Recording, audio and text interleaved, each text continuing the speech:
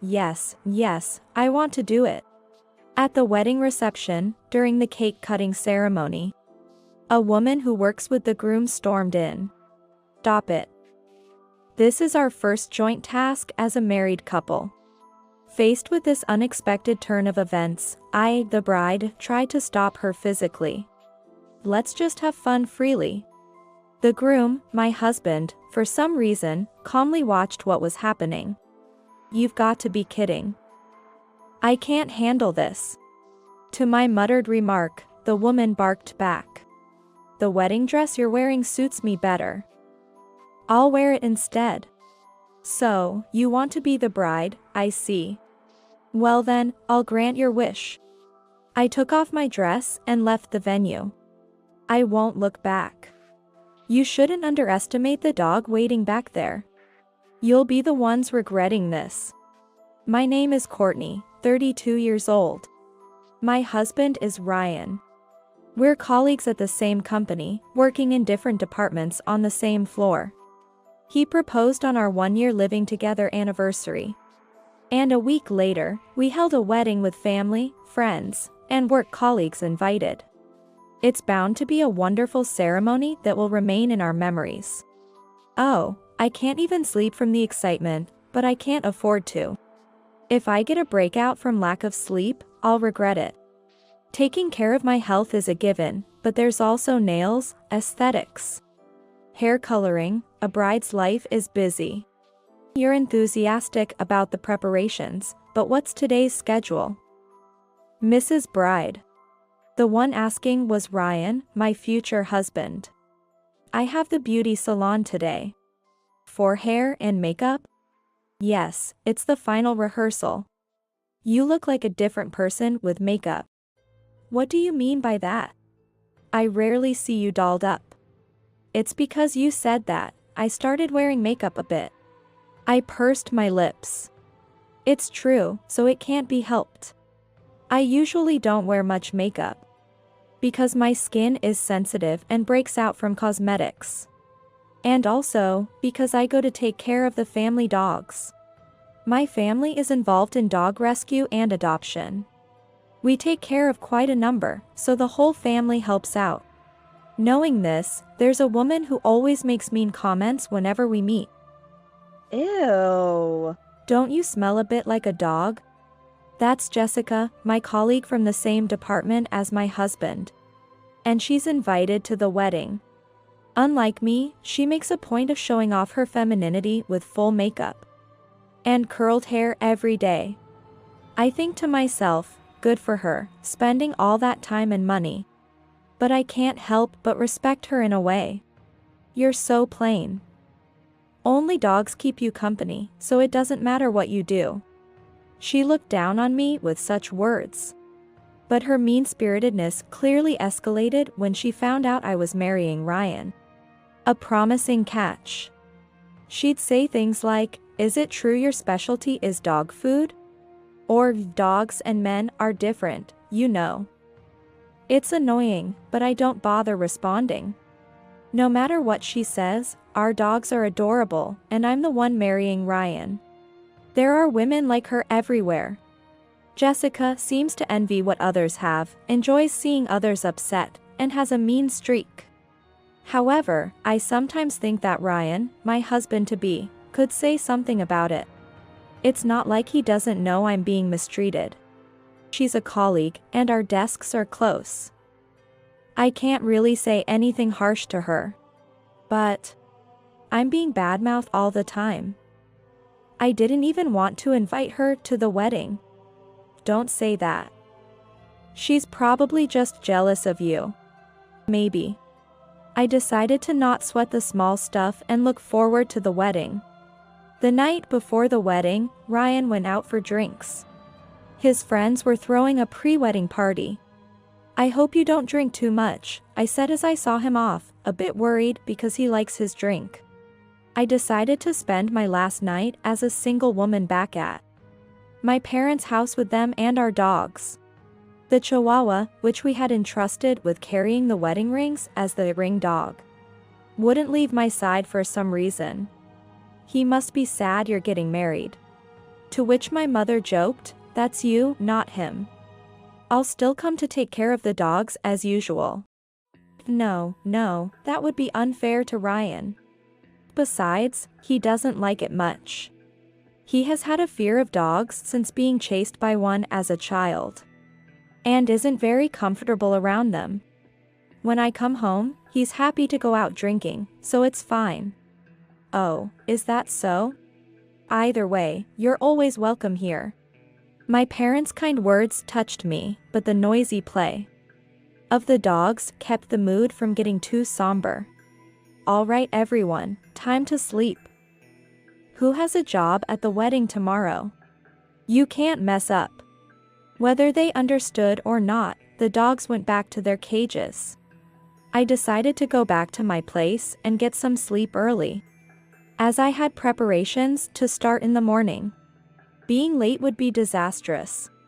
I called Ryan because I was worried about him. "Courtney? Wah, what's up? I was worried you might drink too much." "Huh? No way.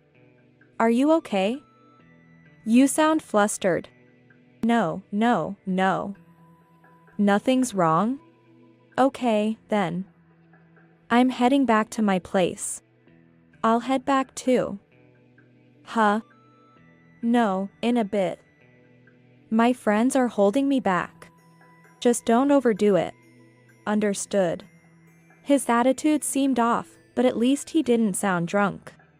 I told the sleeping dogs, "I'm counting on you for tomorrow," and left my parents' house. On the wedding day, the Chihuahua, dressed with a bow tie, made its entrance. Despite the cheers, it walked proudly with the basket of rings in its mouth, charming even the staff at the venue. Except for one. How pitiful. Forcing that tiny dog to do tricks is cruel, Jessica said loudly enough for everyone to hear. I lifted the Chihuahua, showing off its proud face to everyone. A wave of applause followed. If only she could have held back just for today. Despite that, I managed to refocus, exchanged rings, and the ceremony concluded successfully with our vows of eternal love. The scene moves to the wedding reception, where I am preparing to make my entrance. Keeping my dress but changing my accessories and makeup. Unlike the busy bride, the groom is just relaxing on a sofa. I thought about it and realized he's quite relaxed, holding a glass in his hand. "Hey, what are you drinking?" "Champagne." "Alcohol?" "You're kidding." I was astonished. We were about to make our entrance. Then, a staff member intervened, saying, "It's not uncommon. Grooms get nervous too. I have a speech at the end of the reception, so I'm drinking to loosen up."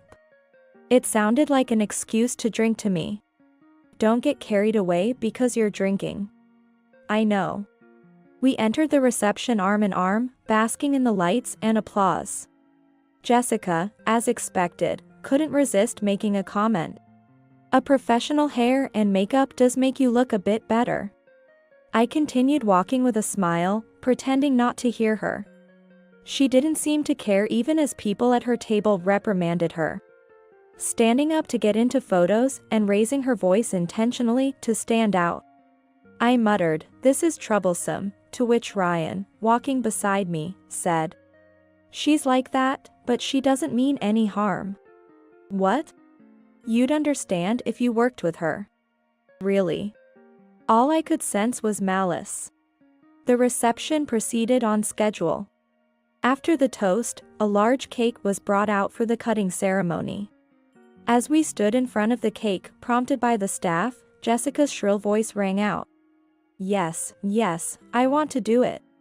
She stood up, waving her hands. It seemed like drunken nonsense, but it was impossible to ignore, and I frowned involuntarily. It was supposed to be the couple's first joint task. What is she even saying? Despite the staff's attempts to stop her, she came forward, laughing foolishly. "Move over." She turned serious all of a sudden and ordered me to move. "Stop joking. That's impossible." "Why not?" It's fine. You do realize this is the cake cutting, right? I know, stingy. Excuse me? I wanted help, but my husband was just smiling foolishly beside me. Are these two drunk? I said move. Go back to your seat. Just because you put on makeup and a dress doesn't mean you can get all high and mighty. I'm not. I'm saying you're being a nuisance. What? Acting all high and mighty to me. Finally, Ryan stepped in between our nonsensical exchange, trying to calm us down. Come on, both of you, let's get along. I don't mind doing it again. What? So, Courtney and Jessica, both of you can do it. What are you saying? If both of you do it, problem solved. Even if he was drunk, I couldn't believe what he was suggesting. I went from angry to just astonished. That's impossible. It's our wedding. Let's just have fun with it. Absolutely not. All right, too bad. Then, I'll do it with her. And with that, my husband and that woman took hold of the cake-cutting knife together. What? Before I could stop them, they had cut the wedding cake in half. Unbelievable. As I stood there in shock, I'll do the next ritual too, she said, scooping up cake to put in my husband's mouth. What are you doing? What do you mean? It's time for the first bite, right? Here, Ryan, open wide. This has gone too far. Ryan, you too. This is the worst. Why are you so mad? This is just entertainment. Exactly, some women just can't take a joke. Sensing the tension, the staff intervened, escorting her back to her seat. The host quickly announced that was a fun act by close colleagues, calming the now unsettled venue. But my mind was in turmoil. To have my once-in-a-lifetime cake cutting stolen by that woman. I spent the rest of the reception holding back tears until the outfit change. This is too much. I returned to the dressing room to confront my husband. Why are you messing around with her? You've ruined everything. It's not something to be so upset about. How can you be so calm? Don't you realize what you've done? I think it was a pretty funny act. Of all people, her. Don't talk badly about a colleague. What? After everything I've. Just then, that woman broke free from the staff and entered the dressing room. I knew you'd be fighting. What are you doing here? You look terrible. Whose fault do you think that is? You can't continue the reception looking like that. I'll take your place. What? A couple that fights over something like this won't last anyway. Shaking with anger, I warned her, if you keep this up, I'll make you leave right now. She retorted, who's leaving? You. I'm offering to take your place. The situation was chaotic. Despite everything, my husband seemed pleased, looking at us with a vulgar gaze and saying cheerfully, come on, both of you, get along. This is troubling. Ryan. Be serious and get angry. Just then, the wardrobe staff arrived, presenting a light blue-colored dress for the re-entry, reminding us, it's time for your second entrance, please get ready. That's right, we were in the middle of the reception. You can't do a dress change with that face. Enough. We're running out of time. Ignoring my words, she stared intently at the dress and said something outrageous. This dress would look better on me, don't you think? What? Ryan, what do you think? Well, I think it would suit you. See, I told you. I'll wear it. I reached my limit, something snapped inside my head. I took a deep breath and said to them, then, please go ahead. What? I'm giving up the bride's role to her. What? Their faces froze, and their eyes widened in shock at my unexpected words. Just one request. To avoid confusing the guests. Please make sure the reception follows the planned program. That's the only promise I need. Thinking I had given in, she returned with a smile. Okay, leave it to me. Just remember, switching brides was your idea. Don't you dare regret it. Understood. I'll say goodbye to my parents and then I'm leaving. It's truly regrettable to trouble the venue staff. It's unclear how far entertainment excuses can stretch. But given the circumstances, there's no other choice. It's frustrating not to wear the color dress I chose after numerous fittings. But I've completely lost the desire to stand beside my husband. I quickly gathered my things and left the dressing room. Don't worry, I'll make sure it's the best reception ever. Her laughter echoed, but I didn't look back. I didn't feel like returning home, so I went to my parents' house where the dogs are. The dogs, sensing I was upset, came to comfort me. As I was about to bury my face into their fluffy backs.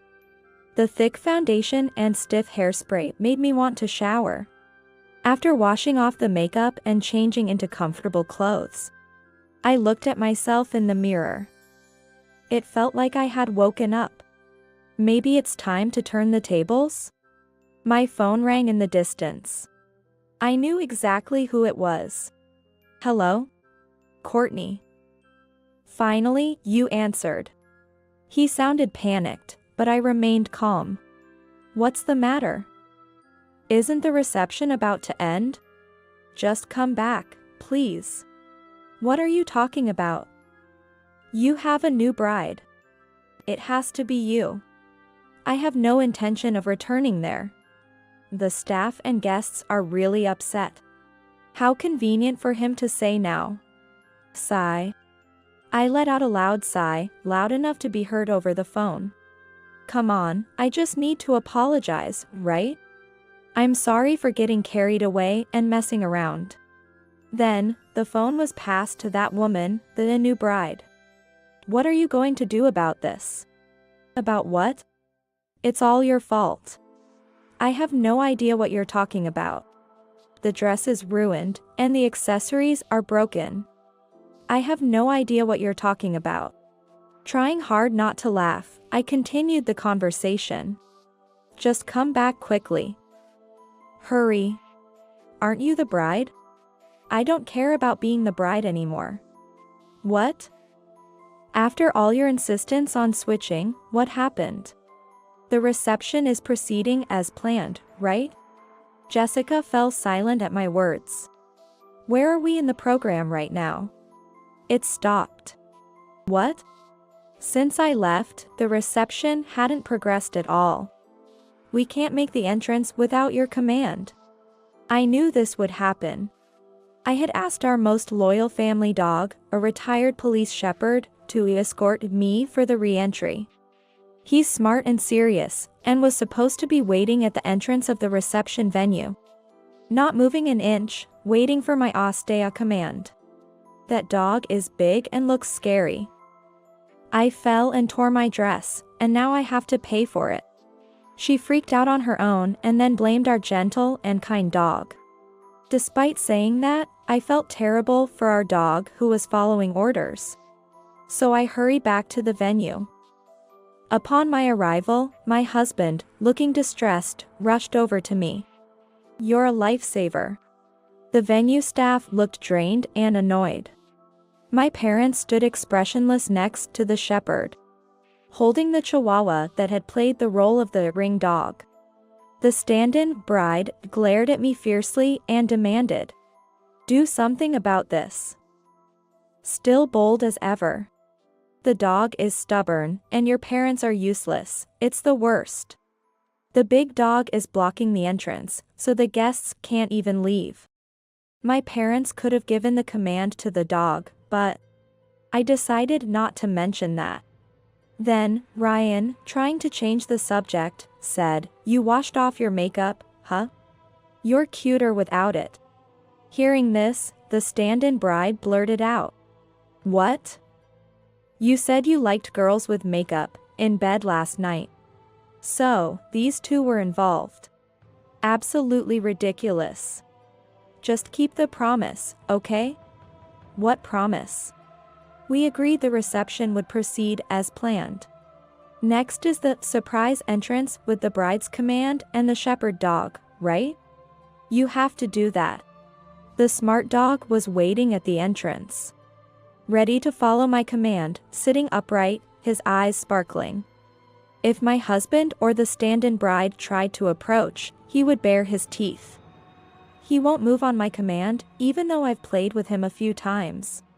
I looked directly at the stand-in bride and encouraged her. Go ahead, try giving the command, okay, let's go, in my place. Confused, she mumbled, but even if I say it. The cold stares from the venue staff, my ineffectual husband. And she, now sober and wearing a soiled dress, seemed almost comical. She begrudgingly apologized. Since you've ruined the reception, you'll be responsible for paying for the dress, accessories, and everything else. What? Of course. Okay, but please do something about this dog. I'm giving back the bride role. I don't want it, thanks. I made it clear. What? I promised. I said I wouldn't regret it. I don't want anything returned to me. I don't want either the bride or the husband. Courtney? Wait a minute. I shook off his attempt to grab my arm. Don't touch me, cheater. It's not like that, I was seduced and deceived. It was just a bit of fun before we got married. At that moment, the shepherd ran off. It must have been one of my parents who gave the command. No. Whoa. Both the husband and she were so startled that they flipped over backward. Right then, the doors to the reception venue opened, exposing their pathetic state. We're quite behind schedule, what should we do? Seeing the host's confusion, I told the still upside-down pair, you heard the lady, bride. What? Good luck then, and all the best. Feeling out of place in my bare face and casual clothes, I quickly made my exit, taking my parents and our dogs with me. Although everyone at the wedding knew the whole ridiculous saga, nobody blamed me. Still, I felt bad for locking them in, so I made apology visits with my parents. That's when I heard those two had registered their marriage quickly. We were planning to submit our marriage registration after the wedding, so it's fine. I have no regrets or lingering feelings. I'll pay off the damages quickly and have a lavish wedding. Apparently, she was enthusiastic. But their inappropriate relationship and the disgraceful behavior at the reception became widely known at their company, leading to disciplinary action and their resignations. Unemployed, the couple frequently quarreled and were eventually disowned by their relatives. As the saying goes, when the money goes, the honey goes. And their relationship's collapse seemed inevitable. Encouraged by my parents, I moved back home, taking care of our beloved dogs and enjoying peaceful days. At work, I received a lot of sympathy and affection from many people. Maybe I don't need to think about marriage for a while. I prefer being makeup-free. Like incompatible makeup can irritate my skin, forcing things can trouble my heart. I'll stay natural. Just when I thought that, I was invited to a barbecue by a neighbor who walks the same route, and asked for my contact information, and a man I met at a dog adoption event asked me out. Suddenly, I sensed potential new beginnings. Everyone loves dogs, so we get along well, surrounded by comfortable people. Choosing just one person seems impossible. I'll take my time and not rush, maintaining my pace. Yes, if I were to marry, someone who can catch even a jumping dog would be the top criterion.